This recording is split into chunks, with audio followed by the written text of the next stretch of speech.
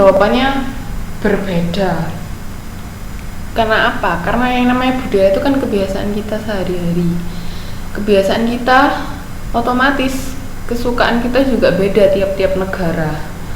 Udah yang paling gampang aja kayak gini aja, karena Mbak sekarang tinggal di Taiwan kan, otomatis beda sama ketika kita di Indonesia. Nah, dari segi makanan aja, makanan kan kita beda karena dari kebiasaan kita. Nah, otomatis kayak misalnya di McD, perhatikan nggak kalau di McD di Indonesia kita punya nasi, ya kan?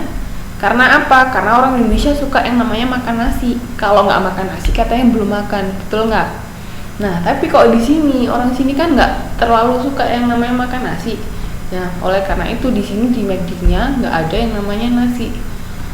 Dan di Indonesia nggak ada yang jual daging babi. Oke, mungkin McD di Indonesia nggak ada babi, di sini ada ya kalau nggak salah, saya juga.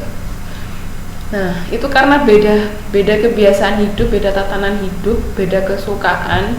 Otomatis kita sebagai yang namanya pemilik bisnis harus bisa membedakan.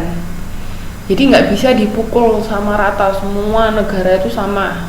No, kita harus menyesuaikan. Karena itu tadi perbedaan latar belakang budaya. Oke, jadi kita sebagai pebisnis harus melakukan pemasaran yang disesuaikan. Emang ada kalanya kita mau lakukan pemasaran yang sama atau kita menjual produk yang sama di setiap negara. Ada kalanya juga kita harus menyesuaikan.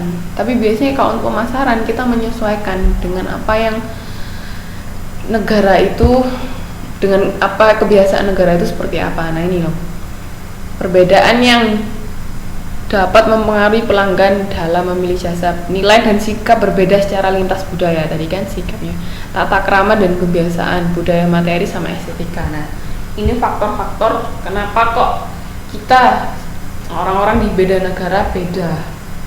Jadi sebagai pebisnis, nggak hanya bisnis jasa sih sebenarnya, bisnis yang lain juga kita harus jeli. Oh, orang di negara ini kayak gini, orang di negara ini kayak gini. Ya, oke. Lanjut. Nah, sekarang sampai sini ada yang mau ditanyakan? Kalau enggak, kita masuk ke segmentasi sama target pasar.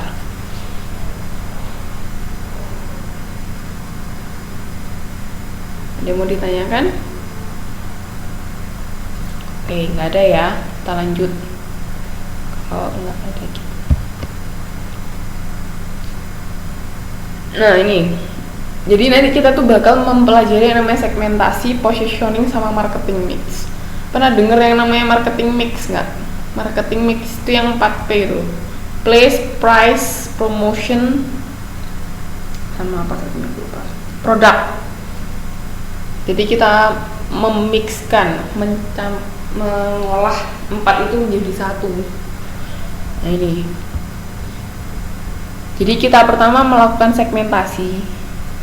Segmentasi itu kita memilah-milah sasaran konsumen kita itu seperti apa. Nanti macam-macam, ada yang berdasarkan geografis, misalnya demografi, umur. Misalnya kita menjual yang namanya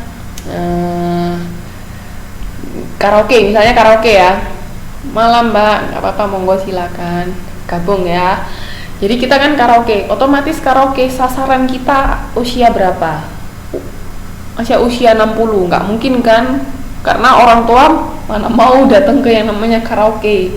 Atau anak-anak di bawah usia 5 tahun misalnya, nggak mungkin, mereka masih kecil, perlu ada orang lain yang mendampingi. Nah itu kita harus bisa memilah-milah, itu berdasarkan usia. Atau misalnya kita targetnya wanita atau pria atau orang yang sudah bekerja atau bisa pelajar.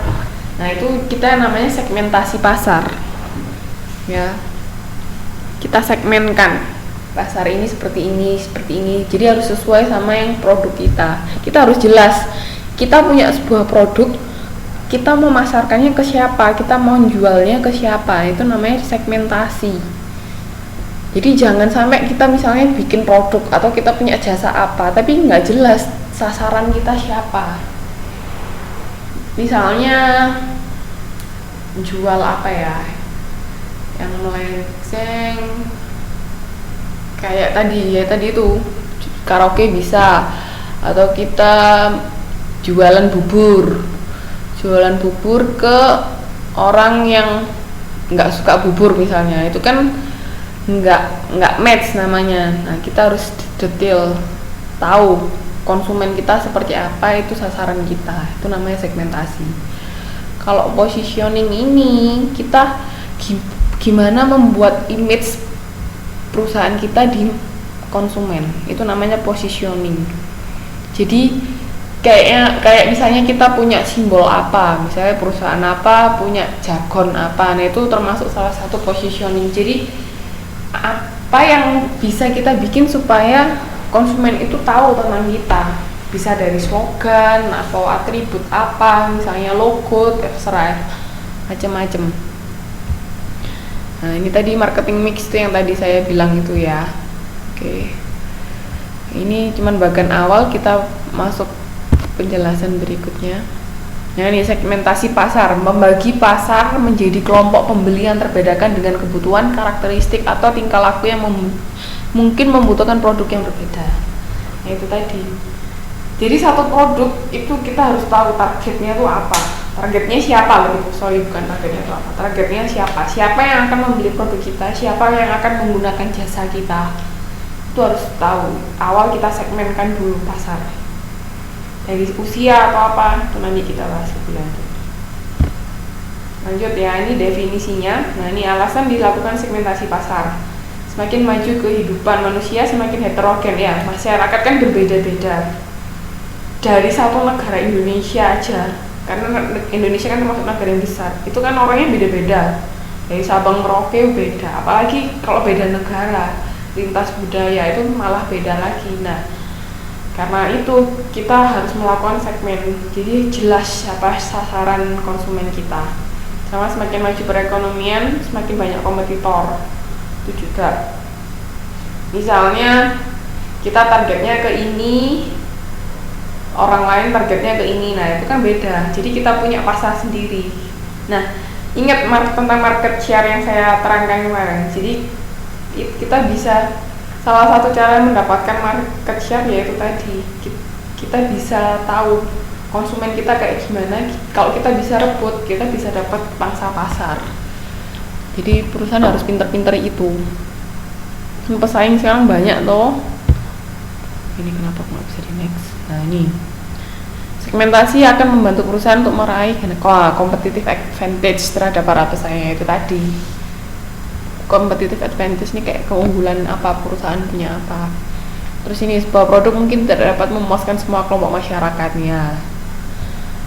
Kan masyarakat kan terlalu banyak, sedangkan produk kita kan terbatas. Satu perusahaan kan pasti kita fokus ke apa. Nah, itu gunanya kita melakukan segmentasi. Manfaatnya, mendesain jasa yang lebih responsif, menganalisis pasar. Oke, kita bisa tahu pasar kita seperti apa, konsumen kita seperti apa. Peluang, misalnya di segmen ini belum ada perusahaan lain yang jual, misalnya belum ada perusahaan lain yang jual jasa ke segmen ini. Nah, itu kan bisa kita ambil peluang kita untuk memulai bisnis baru misalnya. Terus menguasai posisi yang superior dan kompetitif, itu tadi, sama menentukan strategi komunikasi yang efektif dan efisien. Jadi misalnya setelah kita tahu, oh kita sasaran kita anak muda, otomatis cara kita berpromosi, cara kita mempromosikan barang kita, jasa kita, ya harus kita sesuaikan dengan usia mereka yang masih muda. Gak mungkin kita sesuaikan dengan usia yang orang-orang tua kan, itu gak match banget nanti jadinya. Oke? Sampai sini ada yang mau ditanyakan? Jadi ingat, segmentasi itu kita membagi sasaran konsumen kita dalam kelompok-kelompok. Ada yang mau ditanyakan? Apa saya menerangkannya terlalu cepat?